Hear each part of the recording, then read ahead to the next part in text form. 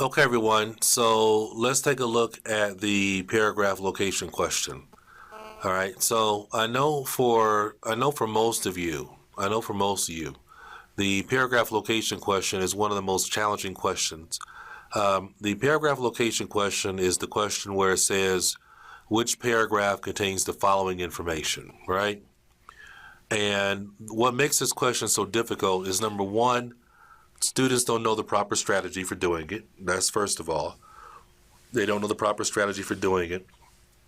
And then number two, the question doesn't go in order, which means that they want to know which paragraph the information is located in. And so number one might be in paragraph E, and number two might be in paragraph B, and number three might be in paragraph 1.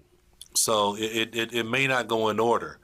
And so I'm going to tell you the proper method and strategy so that you know exactly how to do this question, so that you know exactly how to do it, so that you are well prepared and are able to really excel with the paragraph location question. So let's get into it. All right. As I said, this is one of the most difficult questions to do, and I just explained to you why it's so difficult in terms of doing this question. You have to be able to find the information in the question, in a paragraph, in the passage. They want to know. They give you a sentence, right? And they want to know which paragraph in the passage has the information for this sentence, right? And as I told you, it doesn't go in order, and you have to be able to look for the specific information that's located in the question. And also keep in mind that they're most likely going to be using synonyms. And I've told you that. I've told you how synonyms are recognizing synonyms is so important and so relevant. All right. So this is the proper strategy for doing this question, the proper strategy for doing a paragraph location question.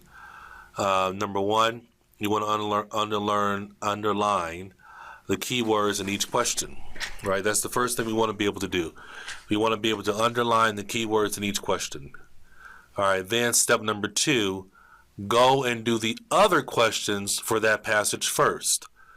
So go do the true, false, not given question, or the matching question, or the diagram question, etc. Do those first. Okay? So step 1 and 2 are very important. So I'm going to repeat it.